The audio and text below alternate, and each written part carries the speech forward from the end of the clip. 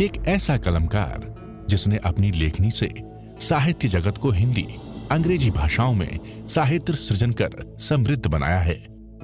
आपके कुशल आध्यात्मिक नेतृत्व में युगीन समस्याओं का समाधान एवं संगठन के लिए केंद्रीय व्यवस्था के अंतर्गत श्रमण संघ विकास फंड द्वारा साधु साध्वियों की सेवा, शिक्षा, स्वास्थ्य, संगठन हेतु महनीय कार्य किया जा रहा है। ये अनुपम महापुरुष अपनी ध्यान साधना से, अपने चिंतन से, अपने पुरुषार्थ से संसार को एक नए उजाले की ओर ले जा रहा है। उजाला ज्ञान का, उजाला ध्यान का,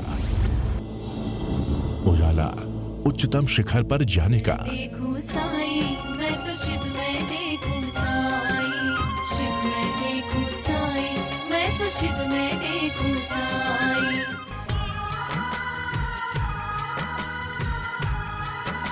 कुछ लोग होते हैं जो जीवन के यथार्थ को समझते हैं कि सत्य क्या है। लोग ऐसे ही पैसा पैसा, मेरा पैसा, उसका पैसा, कोठे बंगला सब यहीं का यहीं, कि इस धरा का इस धरा पे सब धरा रह जाएगा, कुछ रहेगा साथ। जब जीव चला जाता है तो सब का सब यहीं रह जाता है। और जिस भावना से, जिस आश्रम से आपने कर्म इकट्ठे करके जो धन कमाया, यदि उसको दिया नहीं, खर्चा नहीं, ऐसे ही कर्म बंधन का कारण बनता है। तो संथारा लेते हैं। संथारा क्यों लेते हैं? जीने की इच्छा नहीं, मरने की इच्छा नहीं, बस अब मैंने जो कर्म बांधे हैं उसको संथारा कहा जाता है। तो अंतिम मनोरथ हो कि मुझे संथारा मिले। तो आत्मबोध होना बड़ी बात है। तो आप सबको आत्मबोध हुआ कि नहीं हुआ, पहले ये बताओ। जिन्होंने ध्यान शिविर किए हैं वो समझते हैं कि भगवान बार बार एक जीवात्मा जीवात्मा जीवात्मा की बात करते हैं। मात्र जीव को जानो, बाकी सब छोड़ दो। जो सत्य है जीव, बाकी सारा संसार तो निकल गया है। तो जब आत्मबोध हो जाता है फिर भी उपसर्ग आते हैं। ऐसा नहीं कि उपसर्ग नहीं आते, मरणांतिक उपसर्ग आते हैं।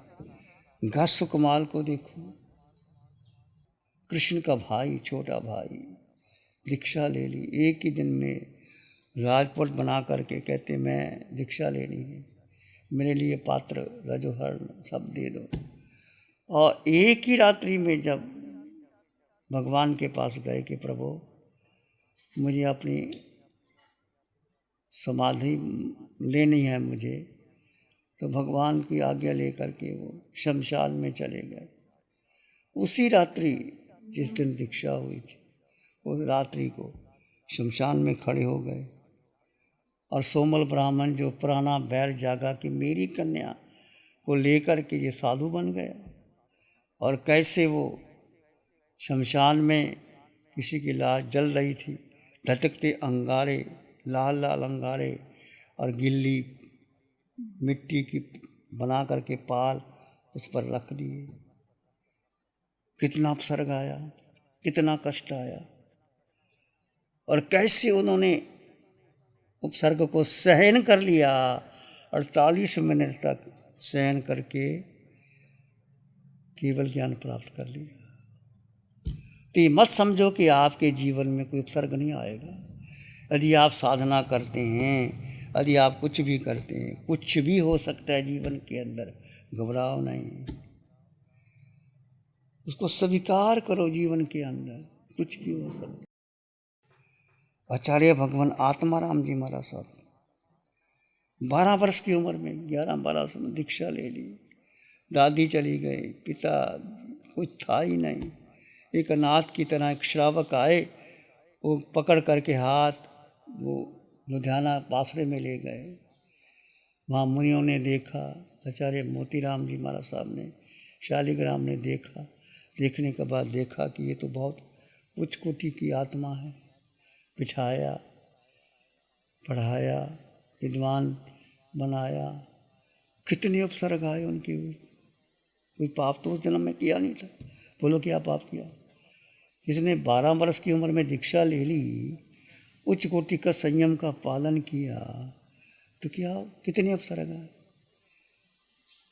कहते इतने बीमार रहते थे, डॉक्टर ने जहर दे दिया, जहर खाने उल्टी आ गई और आंखों की ज्योति चली गई, किसी को दोष नहीं दिया। सीढ़ियों के ऊपर चढ़ रहे थे, गिर गए, जांघ की हड्डी टूट गई, ऑपरेशन हुआ। डॉक्टर वेजन कहते हैं ऑपरेशन किया विदाउट क्लोरोफार्म की, उस समय सुंघाया नहीं गया कि ऑपरेशन हो गया। और कैसे ऑपरेशन कर लिया, भेद ज्ञान कि जड़ जीव का भेद किया और डॉक्टर को बता दिया। डॉक्टर साहब वो कनाडा के रहने वाले थे कि डॉक्टर साहब ये आपकी कोठी का इस दिशा में है, ये दरवाज़ा है, ये कमरे हैं, देखो। डॉक्टर वर्जन हैरान रह गया कि कैसे बना दिया। वो कहते हैं मैं ईसा की कहानियाँ तो सुना करता हूँ, I have heard the sayings of Christ but I am seeing sitting in front of me, ईसा मेरे सामने बैठा है। डॉक्टर मनचंदा उनके पास आए जब उनको कैंसर हो गया, आचार्य भगवान को कैंसर का रोग अंतिम। तो डॉक्टर मनचंदा कहने लगे आप कहाँ दर्द है आपको। डॉक्टर क्या कहते हैं, आचार्य जी क्या कहते हैं, मुझे कोई दर्द नहीं, इनको दर्द हो रहा है, इनके लिए इलाज करना कर दो। डॉक्टर क्या कहते हैं, मुझे कोई दर्द नहीं, इनको। कितने उच्च कोटि की आत्मा, क्या उनको कष्ट नहीं आया। रीढ़ की हड्डी का टूट जाना, आंखें की ज्योति चला जाना, कैंसर हो जाना, और ऐसे महान संत जिन्होंने ऐसा ग्रंथ लिखे कि कोई मुकाबला ही नहीं। ऐसे भाषा संस्कृत प्राकृत पढ़ाने वाले पहले आचार्य थे, तो भेद ज्ञानी थे। तो भेद ज्ञान को महत्व दो जीवन के अंदर। सुख दुख तो आएंगे, सबके पास आएंगे, चले जाएंगे, पर क्षमता सहन कर। सुख किसको आता है, शरीर को आता है, आत्मा को तो स्पर्श ही नहीं कर सकते। भेद करते रहो। ऐसे हमारे आचार्य आत्माराम जी महाराज, ऐसे बहुत से महान रमन महर्षि जो एक ही स्थान पर बैठे हैं और कोई पूछते हैं तुम कौन हो, जानो अपने आप को, हु आर यू, कोई आता है तो बताते हैं। और रामकृष्ण परमहंस जो विवेकानंद के गुरु, देखो उनको भी गले में कैंसर हो गया, फिर भी शांत थे। तो हमें क्या सीखना है, जड़ जीव का भेद करना है। और जो जीने की इच्छा कि मैं जिंदा रहूं, क्यों इच्छा रखते हो, ना जीने की इच्छा, ना मरने की इच्छा, ना काम भोगों की इच्छा। मौत आएगी तो आ जाएगी, कोई बात नहीं। जो चाहता है कि बस मैं इस जीवन को भोग लूं, जीवन तो भोगा नहीं जा सकता, अनंत काल तक चला जाता है। कर्म बंधन के 8 कारण पहले चर्चा कि जीवित रहने की हिम्मत से चेव जीवियस, मैं जिंदा रहूं, ये इच्छा छोड़ दो। बोलो छोड़नी है कि रखनी है, छोड़नी है। और हमारे किए कुछ होता नहीं, जब जीव ने निकलना निकल जाना है, अगले जन्म चले जाना है। तो ये भाव रखना कि मैं जिंदा रहूं, कर्म बंधन का कारण है, कर्म बंधन का कारण है। जीवित रहने से आप कितना झूठी लालसा, मृग तृष्णा के पीछे, नश्वर प्रलय के प्रति कितना मसक्त होता है, औषधि खाता है, जिंदा रहता है, सब कुछ करता है। तो जीने की इच्छा छोड़ दो। पहला कर्म बंधन के 8 कारण है जीवित रहने के लिए, फिर सत्कार के पाने, पूजा प्रतिष्ठा, जन्म मरण की मुक्ति के लिए, छुटकारा पाने की हिंसा आदि, इसकी चर्चा फिर करेंगे। समाज की रक्षा के लिए कोई ऐसा कार्य करता है, जैसे राजा ने आचार्य मानतुंग को कहा कि चमत्कार दिखाओ। आचार्य तो बहुत विद्वान थे, बहुत जानते थे, कहते राजन धर्म में कोई चमत्कार नहीं होता। तो राजा ने बंद कर दिया, थालों में बंद कर दिया। तो उस समय आचार्य मानतुंग ने भगवान ऋषभदेव के सामने ऐसी भक्ति, ऐसा भाव, भक्तामर प्रणत मौली मणि प्रभानाम मुद्योतकाम दलित पाप तमो वितानम सम्यक प्रणम्य जनपाद युगम युगादा वालम वनम भव जले पतताम जनानाम। ऐसे जो भक्तामर की रचना हुई, वो रचना आज भी प्रसिद्ध है, आज भी स्तुति के रूप में बोली जाती है। ऐसे देश पर कोई संकट आता है, उस समय कोई मुनिराज, कोई तपस्वी शासन की प्रभावना के लिए कार्य करता है तो बहुत बड़ी बात होती है। यदि अब मेरी प्रशंसा हो, मेरा नाम हो, मेरे जय जयकार लगे, उसके लिए भगवान ने कहा ये मोहनीय कर्म होता है, ऐसा नहीं करना चाहिए। आपने देखा शासन पर भावना करने के लिए विष्णु कुमार मुनि, एक राजा ने द्वेष भाव से आकर के सभी जैन मुनियों को कहा कि छोड़ जाओ, जंग चले जाओ बाहर। अब बहुत कष्ट आ गया जैन मुनियों के ऊपर, तो क्या करना चाहिए? तो पता लगाया एक विष्णु कुमार मुनि, वो उनके पास सिद्धि है और वो ही बचा सकते हैं और कोई नहीं। विष्णु कुमार के पास लब्धि थी और लब्धि थी, राजा के पास आ गए कि राजन मुझे 3 कदम जगह चाहिए, 3 कदम। राजा ने कहा 3 कदम की क्या बात है, यहाँ से लेके वहाँ चला जाएगा।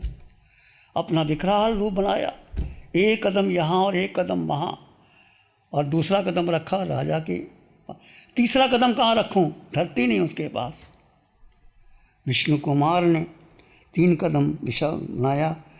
राजा का अहंकार टूटा कि मैंने कितना अहंकार किया था, जैन मुनियों को देश भाव से निकाला था, और राजा ने क्षमा मांगी। विष्णु कुमार का भी नाम आता है। आचार्य मान तुम ऐसे महान आचार्य हुए। हम देखते हैं भक्तामृत स्तोत्र की रचना और कई स्तोत्रों की रचना होती है, शासन पर भावना के लिए की जाती है। उस समय शासन को ज़रूरत थी, परंतु आप कोई भी कार्य करते हैं तो अपनी साधना के लिए करो, समाधि के लिए करो, ना कि चमत्कार दिखाने के लिए, ना कि मेरा वंदन हो, मेरा सम्मान हो, लोग मुझे पूजें, मेरी जय जयकार लगाएं। उस दृष्टि से मोहनीय कर्म का बंध होता है। शासन की प्रभावना के लिए आप कोई भी कार्य, यदि आप में शक्ति है, वैसे तो मुनि को वो भी नहीं करना चाहिए, परंतु ऐसी आपत्ति आ जाती है, ऐसी स्थिति आ जाती है, तो उस समय कोई मुनिराज अपनी लब्धि दिखा सकता है, जैसे विष्णु कुमार ने दिखाई, जैसे आचार्य मानतुंग ने दिखाई। ऐसे बहुत से स्तोत्र हैं जो आप पढ़ते हैं, सुनते हैं, परंतु यदि आपके पास आत्मदृष्टि आ जाए तो 8 कर्म कोई बंधन आपको लगता ही नहीं।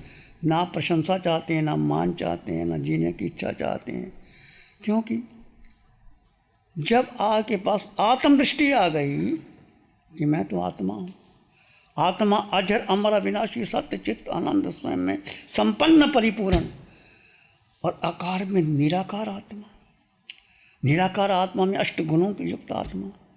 आत्मा कभी नष्ट ही नहीं होता, आत्मा का जन्म नहीं, आत्मा का मरण नहीं। जड़ जीव का भेद कर दो, फिर आपको कर्म बंधन के कारण नहीं लगते।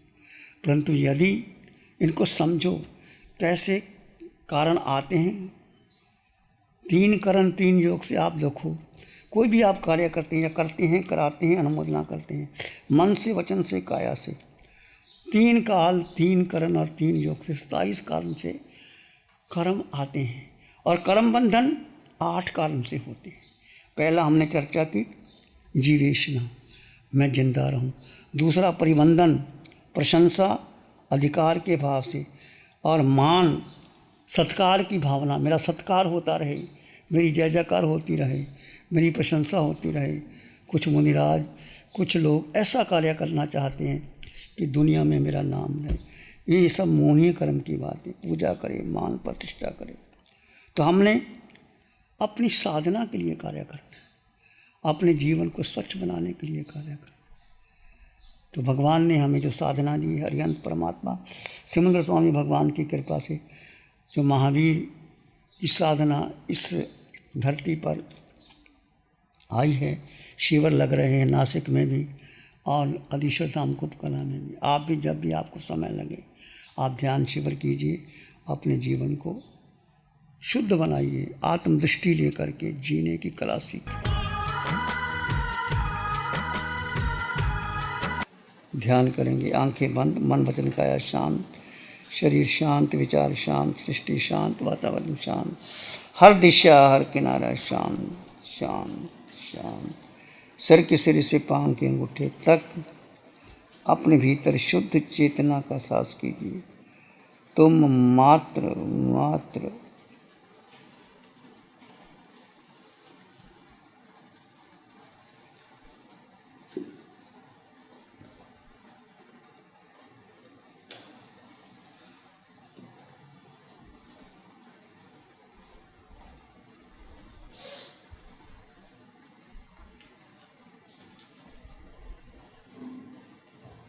इस आकार में निराकार आत्मा, शुद्ध आत्मा, पवित्र आत्मा,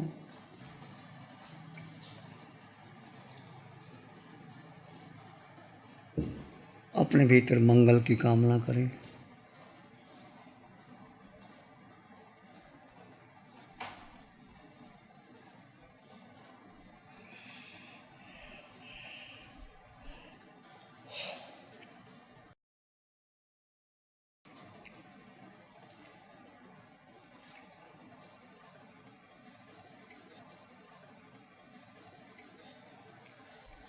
नमन करें हम धर्म को, धर्म बड़ा बलवान, धर्म सदा रक्षा करे, धर्म करे कल्याण। सबका भला हो, सबका मंगल हो, सबका शुभ हो। इसी में एक लंबा गहरा सांस लें और यंत्र परमात्मा के चरणों में नमन और वंदन, दोनों हाथों को आंखों पे ले जाएं। हल्का सा स्पर्श, धीरे से आंखें खोल सकते हैं।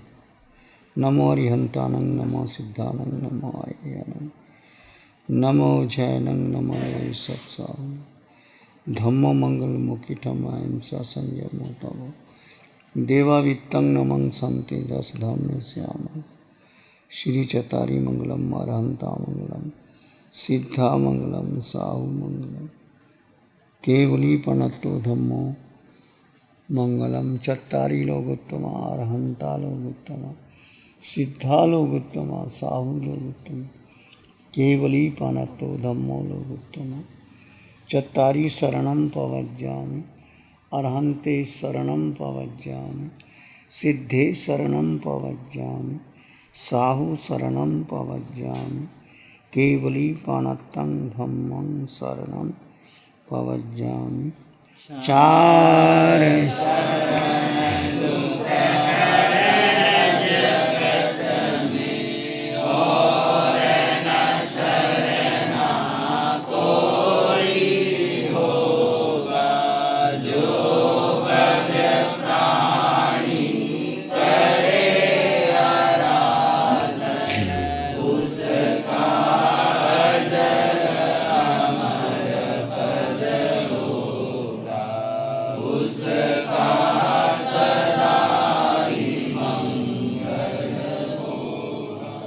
Program sponsored by Pradeep Vinita Jain, Ishan Jain, Shreya, Vikram Gambhir, New Delhi.